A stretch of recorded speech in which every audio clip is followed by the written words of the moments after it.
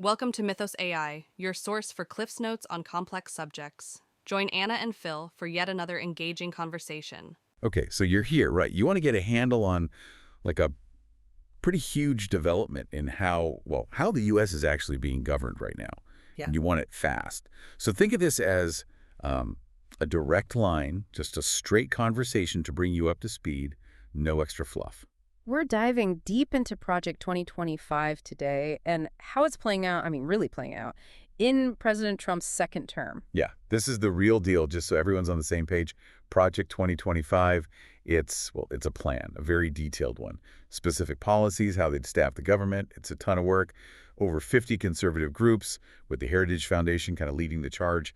All this was prepped way back, thinking about a possible Trump administration back in 25. And the thing is, it's not just, a wish list. It's more like an instruction manual. It's about restructuring the executive branch, like the whole thing, top to bottom. So where we're going with this deep dive is pretty clear. Where'd Project 2025 even come from? What are they aiming for? What are the big pieces of it, and what could it actually do? We'll also look at what's already happening, like what parts of this plan are already in motion. So let's back up a bit. How did Project 2025 even get started? What led to it? Two big things, really. The first was there was this feeling among conservatives that the transition, when Trump first got in back in 17 and that whole early period, it could have been so much more effective. They felt like they missed out on a real chance for big change because they weren't fully ready. Right. I remember a lot of talk back then about the administration, like finding its feet, figuring things out. So what was the other thing, that second big insight?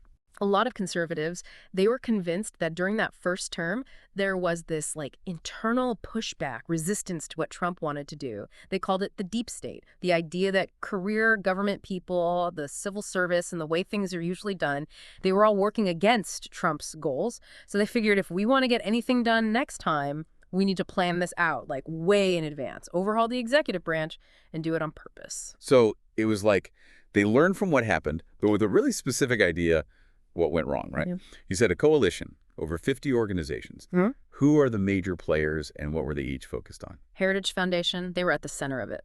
Fundraising, the whole message, getting everyone on the same page. That was them. And then there's the Claremont Institute. They were pushing for, a more radical idea of executive power. They talked about regime change, like it was necessary for America. Regime change, that's a loaded term. What did they actually mean by that, in this context? Like, beyond just policy changes, what big changes were they thinking about for how America is governed? They're basically saying the whole administrative state, all the agencies and regulations, it goes against the Constitution. It needs to go. They want a system where the president has way more power and the other branches, the courts, the civil service, they can't really stop him. Okay, so they're thinking really big picture here. Who else was involved, like other key players? The Center for Renewing America, led by Russ Vought, budgets, that was their thing. They figured out how to use the budget to get what they wanted, defunding programs they called woke, anything not fitting their values. Then there's Alliance Defending Freedom, they're lawyers. Their focus was on overturning LGBTQ rights, abortion rights, and they're really into this idea of bringing back the Comstock Act. What about education, culture, those kind of big picture issues? American Cornerstone Institute, founded by Ben Carson, they were all about what they called Christian nationalist education reform. Things like banning sex ed in schools, making sure public school teaching was based on the Bible. The Federalist Society, you know them, they were working on court strategies and pushing that unitary executive theory, which we'll probably talk more about later. That's a big one for them, legally speaking. And lastly, America First Legal. Stephen Miller started that. Think of them like a legal machine. Drafting executive orders, ready to go on immigration, cultural stuff, all those hot button issues. So it was a lot of different areas of expertise, a lot of specific interest, but they all kind of came together. Yeah. And it ended up being a two-part strategy, right? Policy and personnel. They weren't just looking at what they wanted to change, but also how they would actually make those changes happen using people and legal strategies. Let's dig into that. Exactly. One part was this blueprint, super detailed, covering everything from specific changes for each government department to how they'd interpret the law broadly. The other part, just as important, was the people and the legal stuff needed to actually make it happen. So they were figuring out who to appoint, who to put in charge, and how to handle any legal challenges that might come up. I heard about these workshops they had. What came out of those, the important stuff? Those workshops, they happened all through 2022 and 2023. That's where the nitty-gritty work happened. They were drafting plans, step by step, to change each department. Restructuring, what jobs to cut or change, how to move the money around to fit their priorities, and a lot of time was spent on writing legal memos, making sure they had legal backing for what they wanted to do. So they went from big ideas to, like, a practical guide pretty fast. And by mid-2023, it wasn't just a campaign document anymore, right? Nope. By then, they were calling Project 2025 a governing manual, a complete guide to running the executive branch if they got the chance. What about Trump himself? Was he involved in all this planning, like directly participating? His campaign, they definitely used parts of Project 2025 for their strategy behind the scenes. But when he talked about it publicly, it was kind of all over the place. Sometimes he'd distance himself, say he hadn't even read much of it. Other times he'd praise it, say it had great ideas. So at least indirectly, he knew about it and maybe even influenced things, even if he didn't publicly get behind every single part. Earlier, you said Project 2025 is different from, like, typical conservative agendas. What makes it so different? It's all about action. It's not just, broad suggestions or principles. It tells you exactly how to dismantle what they call the administrative state, step by step. It's focused on the how-to as much as the what. Okay, let's move on to what Project 2025 actually wants to achieve. You called it unapologetically maximalist. What does that actually look like if they get their way? Basically, maximalist means they want to change a lot, like a whole lot. The big goal is to totally change how the executive branch works, make it a powerful tool to enforce their ideology. And we're not just talking about changing policies. They want to change how the government itself works, its structure, how it does things. And where do they want to see this, ideological enforcement? What are the key areas? One of the biggest things is complete control of the bureaucracy. Like, forget about neutral civil servants. They want people who are loyal to the president, especially in important positions. They want to use things like Schedule F to reclassify jobs, get rid of people they see as resisting their policies. Imagine it like this. A lot of government jobs, they have pretty good job security, like teachers with tenure. They want to make it more like working in a company where they can fire people easier, but they also want to make sure everyone's on board politically. You mentioned Schedule F a couple of times. Yeah. Can you explain what it is again and why it's so important? Sure. Schedule F is this category in the civil service, government jobs. It was created by Trump the first time around. Basically, it lets them reclassify certain jobs, the ones that deal with, like confidential stuff, policymaking, advocacy, that sort of thing. The important part is people in these jobs, they don't have the same protection as other government workers. It's easier to hire and fire them based on whether they support the administration's policies, not just how well they do their jobs. So Trump used it before to make it easier to get rid of people who disagreed with him. Biden got rid of it, but now it's back, and it's a big part of how they want to make sure everyone in the government is on their side. So it's a powerful tool, to put it mildly. What else is on the Project 2025 to-do list? They want to reshape the courts. They want to keep appointing judges, federal judges at all levels, who agree with their conservative legal views, especially those from the Federalist Society. They also want to change how we understand the Constitution, focusing on something called the unitary executive theory. This is basically about giving the president a lot more power and limiting what the other branches of government can do. And they want to use the Justice Department not just to enforce the law, but to push their agenda, go after woke policies, that kind of thing. What about all the stuff around social issues and culture? Seems like a big focus for them, given all the groups you mentioned. Oh, yeah, huge. They want to ban federal funding for all those diversity and inclusion programs, DEI, in all parts of the government, maybe even for organizations that get government money. And they want to repeal LGBTQ protections in education, healthcare, housing, everywhere. Plus, there's a big push to bring back what they see as traditional Christian values, make those the basis of government policy, especially for things like education, family services, healthcare. That would be a big change in how things work, for sure. How about regulations, economic policy? What are their goals there? They want to get rid of a lot of regulations, anything they see as progressive or too much government, especially environmental protections, climate change stuff. They want to either get rid of the Department of Education or shrink it down, just make it about collecting data, not really doing much else. And they want to weaken things like labor protections and the minimum wage. Let states handle that. Immigration's always a big topic. What's in Project 2025 for that? Big plans there. They want mass deportations. We're talking maybe over 10 million people. And they want to end birthright citizenship, maybe by just deciding the 14th Amendment means something else, doing it through executive action, no need to actually change the Constitution. Plus, they want to use more federal resources for immigration enforcement, maybe even the National Guard. And how about America's role in the world? Foreign policy. What kind of changes are they thinking about? Big changes. They might leave NATO, or at least cut back on it, and they want to break away from international agreements on things like climate change and human rights. The idea is to put America first, economically, focus on domestic stuff, even if it means going against global cooperation or trade agreements. You said their documents, they sound really forceful, like they're in a hurry. Can you explain that a bit more? Yeah, they're not being subtle. The whole tone is like, we need to act now.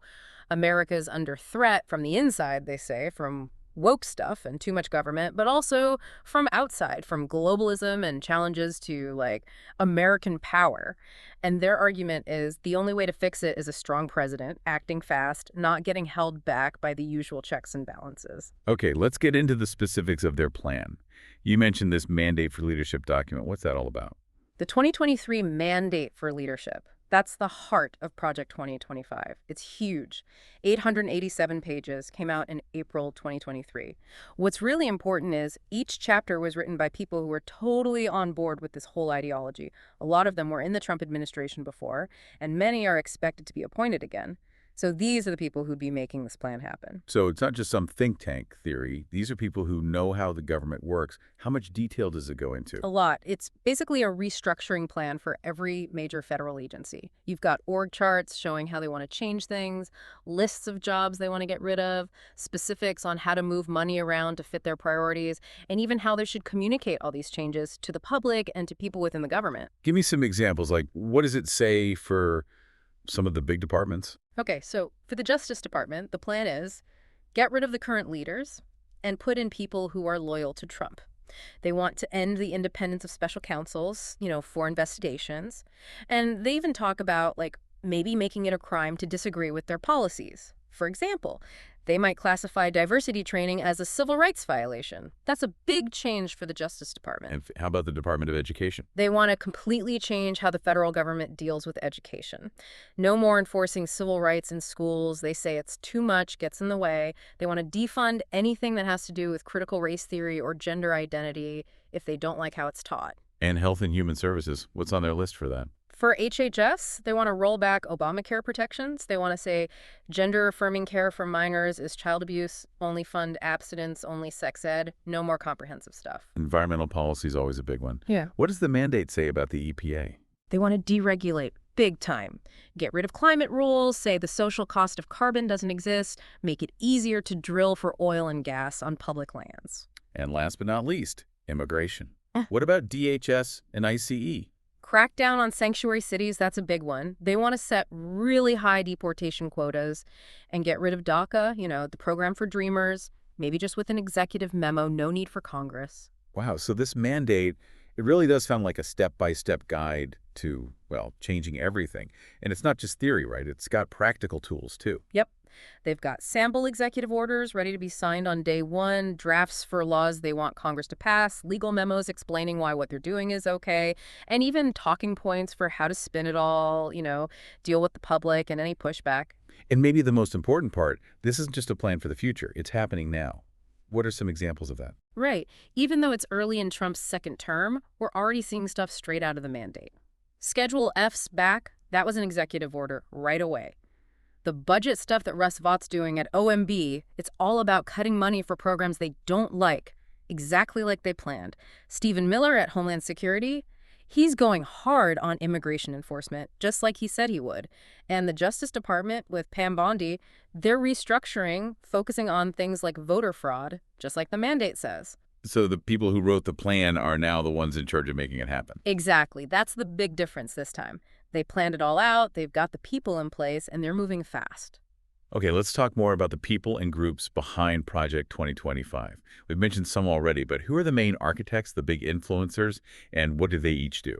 The Heritage Foundation, under Kevin Roberts, they were the organizers, no question. The money, the messaging, making it all work, that was them.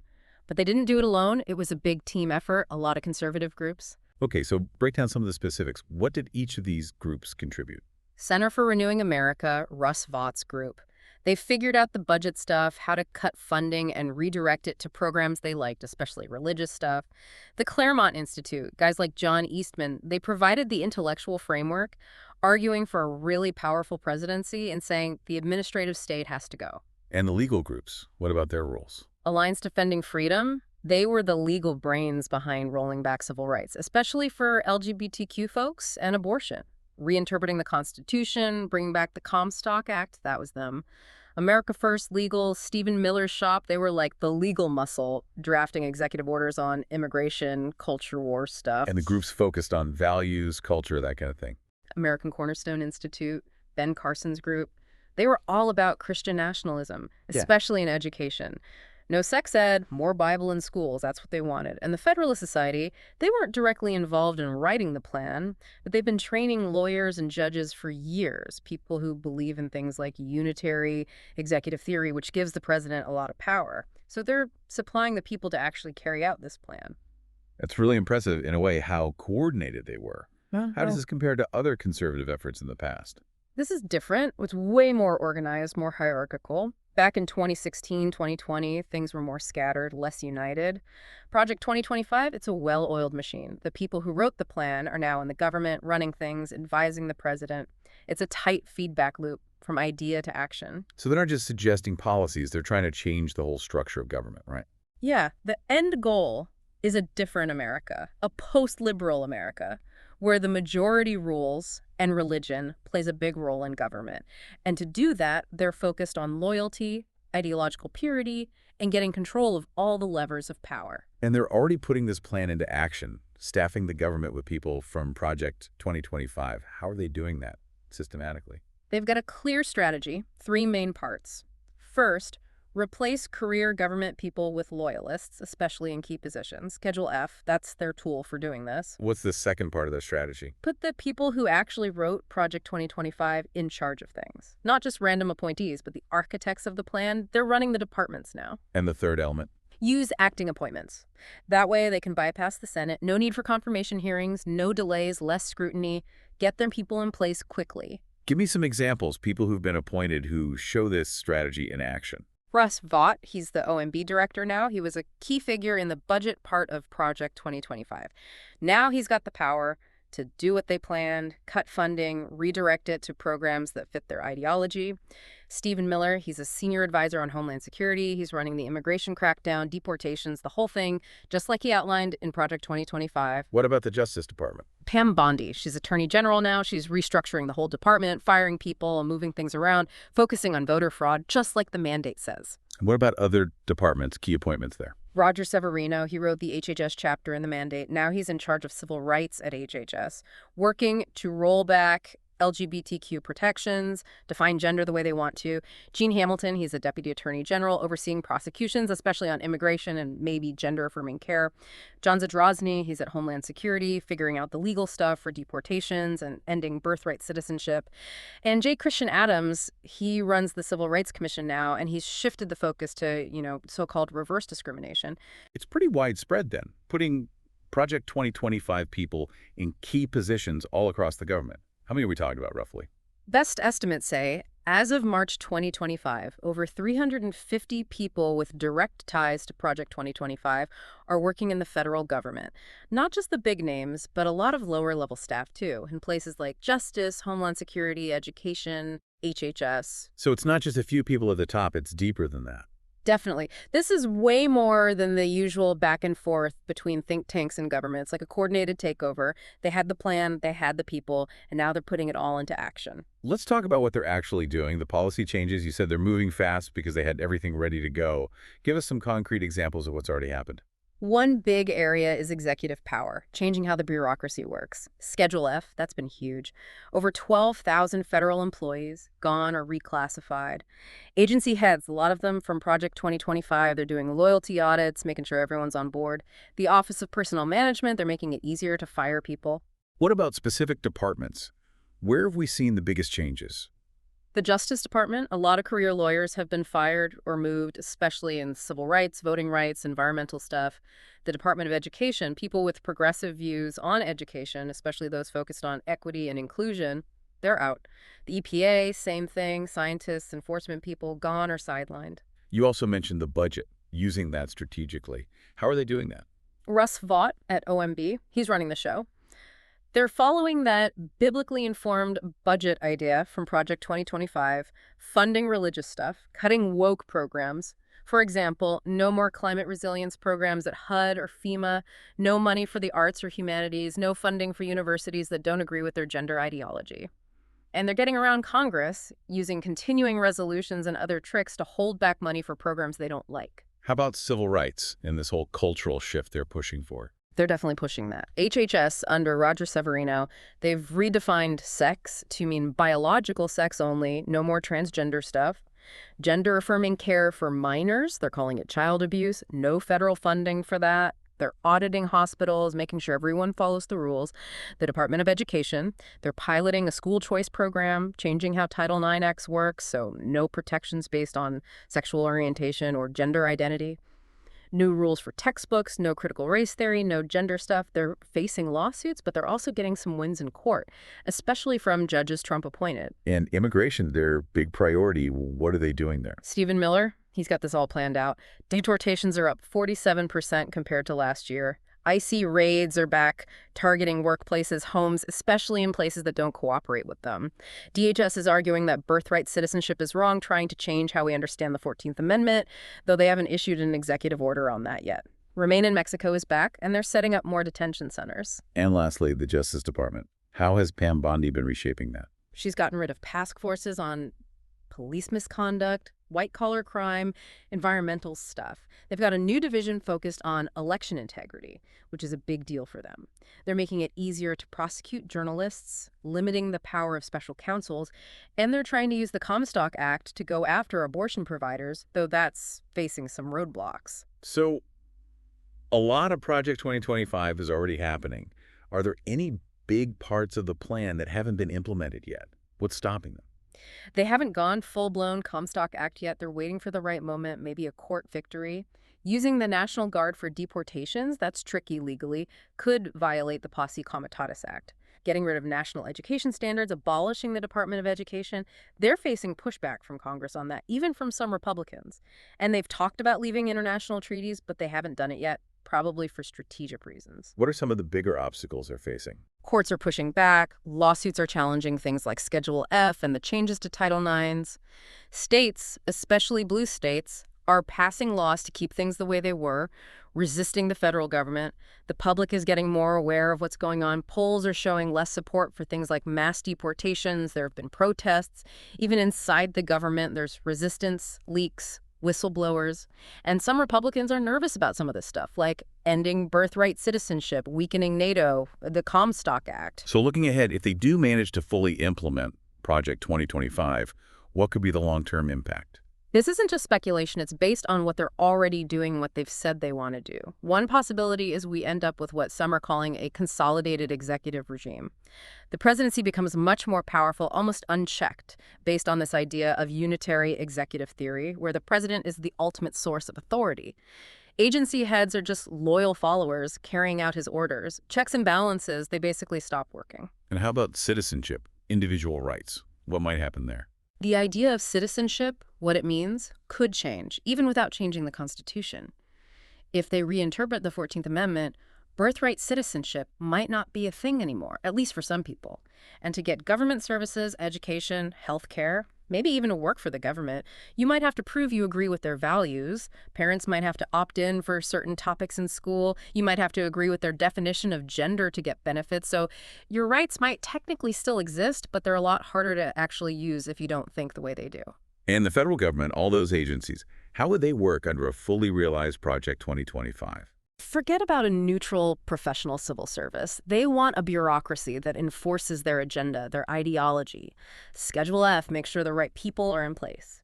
Agencies like Justice, HHS, Education, they become tools to change culture and enforce their values, using funding, investigations, enforcement. Imagine the Justice Department going after people they consider unpatriotic, HHS running healthcare based on religious beliefs, the Department of Education defunding schools that teach things they don't like.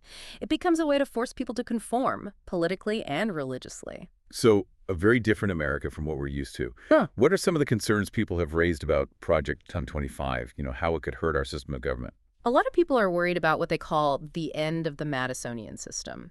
The idea of checks and balances, that was central to how our government was designed to prevent one person or one branch from having too much power. Project 2025 basically wants to get rid of those checks. They're using legal memos, budget tricks, personnel purges to go around those limits on presidential power. If they succeed, the Constitution might not be able to stop them anymore. What about legal precedent? How courts have interpreted the law in the past. They're basically saying precedent doesn't matter that much. They see the courts as a way to get what they want, not as a neutral arbiter. And some of their legal arguments say the president can interpret the Constitution too, not just the courts. So the law becomes whatever they want it to be, not based on what's been decided before. We see this with Title IX, the Comstock Act, how they're redefining things at HHS. It makes the legal system unpredictable, unreliable. Are there risks internationally, too, for America's place in the world? Yeah, if they leave treaties, that could be a problem under international law. And using national security as a bargaining chip, that could also cause trouble. America could end up isolated, not playing by the rules anymore. And how about just the basic functioning of the government? Could all this actually make things worse? There's a real risk of things falling apart. If experienced civil servants leave, the government loses expertise. These quick policy changes, some of them legally questionable, could create chaos. And if they weaken whistleblower protections, that could make things even worse. Less accountability, more corruption. It could lead to a situation where the government can't really function, and they have to rely on emergency powers all the time. This has been a really, really deep dive. So, final thoughts. What's the most likely outcome if Project 2025 actually succeeds? Based on the report and what we're seeing, there are three main possibilities. One is regime consolidation. They lock in their power. America becomes a very different place, culturally, legally, religiously. You can disagree, but you can't really challenge the system. Second is contested entrenchment. They face so much resistance that things slow down. The country becomes even more divided. Different parts of the country have different laws, different ideas about rights, and that could lead to violence, instability. The third possibility is collapse and replacement. They push too far, the whole system breaks down, people revolt, elites abandon them, the government relapses, and they have to rebuild from scratch. It's chilling, really. The report basically says Project 2025 isn't about going back to the old ways. It's about creating a whole new system, Christian nationalism, an all-powerful president, no room for different viewpoints. And they're serious about it. That's why they're saying we need to talk about this, resist it, document it. If we don't, this could become the new normal, and it might be too late to change it. Well, this has been an intense but important conversation. Thank you for walking us through all this. Thanks for listening to Mythos AI. Stay tuned for more concise insights. And remember to hit the like button and subscribe for future episodes.